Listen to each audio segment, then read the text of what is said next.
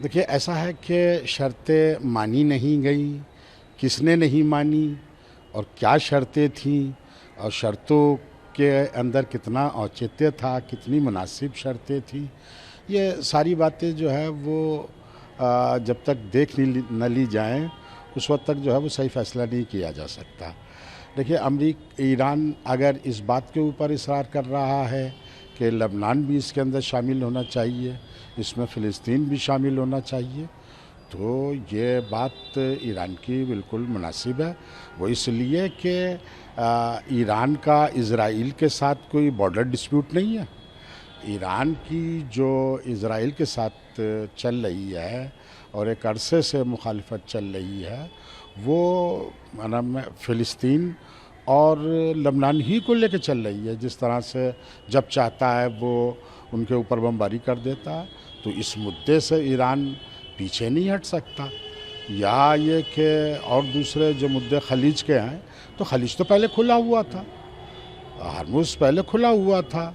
ये तो ईरान मजबूर हुआ है कि हरमुज़ के ऊपर जो है वो इस तरह से यानी एक तरह से अपना उस पर कब्ज़ा करे। तो ये बातें जो है वो वाक़ई ईरान की अपनी जगह के ऊपर मुनासिब हैं। रहा उनका यानी वहाँ के उपराष्ट्रपति का धमकी देना, तो इस तरह का काम तो ट्रंप भी मुसलसल कर रहे हैं। सुलह की बात चलती रहती है, उसके बावजूद जो है वो जंग शुरू कर दी जाती है। तो बहरहाल ये एक ऐसी चीज़ है कि इसके ऊपर ख़ुद अमेरिका को अंकुश लगाना चाहिए। बातचीत हो और बातचीत ही के ज़रिए से हल निकलते हैं। अब इस तरह से पहले ही जो है वो कह देना, ये तो बात किसी तरह से जो है वो सही नहीं है। अमेरिका की अत्यधिक मांगों के कारण किसी ढांचे पर सहमति नहीं बन सकी। स्टेट ऑफ हॉर्मुज़, परमाणु अधिकार और अन्य मुद्दे विवाद के मुख्य कारण रहे हैं। देखिए, ये तो बहरहाल तयशुदा पहले से ही चीज़ थी कि ये समझौता कोई आसानी के साथ सिर्फ एक मर्तबा बैठ के एक मीटिंग के अंदर हल हो जाए, ऐसा जो है वो होने वाला नहीं था। और देखिए आगे क्या सूरत हाल इख्तियार होती है। अमेरिका के राष्ट्रपति डोनाल्ड ट्रंप ने कहा, उन्हें इस बात से कोई फर्क नहीं पड़ता कि अमेरिका और ईरान के बीच समझौता होता है या नहीं।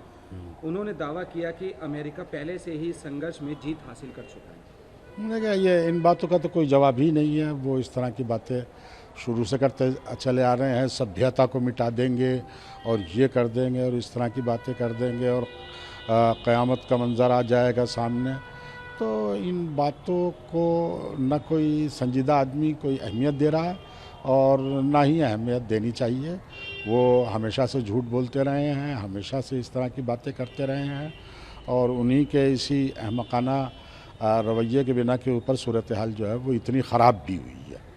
ट्रंप ने चेतावनी दी है कि अगर चीन ईरान को हथियार भेजता है तो उसे बड़ी समस्याओं का सामना करना पड़ेगा। ये तो वो सिर्फ एक ख्वाब देख रहे हैं। चीन एक बढ़ती हुई ताकत है और ये ईरान ही का कुछ नहीं बिगाड़ सके तो ये चीन का क्या बिगाड़ेंगे।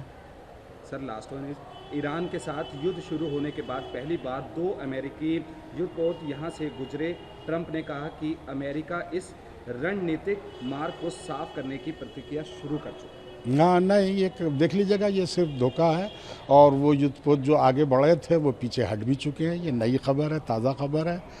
तो ये बहरहाल इस तरह की हरकतें सिर्फ अपने आप को जो है ये ज़ाहिर करना कि हम सुपर पावर हैं, हमारे हाथों में बहुत कुछ है।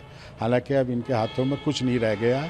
पूरी दुनिया के अंदर जो है इज़राइल और अमेरिका की इमेज जो बन के सामने आई है वो इंतहाई शर्मनाक है कि बेगुनाहों के ऊपर इस तरह के मज़ालिम करना ये इनका हमेशा सा शियार रहा है। जंग के अंदर पूरी दुनिया को धकेलना और इंसानियत का कत्ल करना, इसकी एक दो मिसाल नहीं बल्कि वियतनाम से लेकर लीबिया और इराक़ तक सैकड़ों मिसालें इस तरह की मौजूद हैं।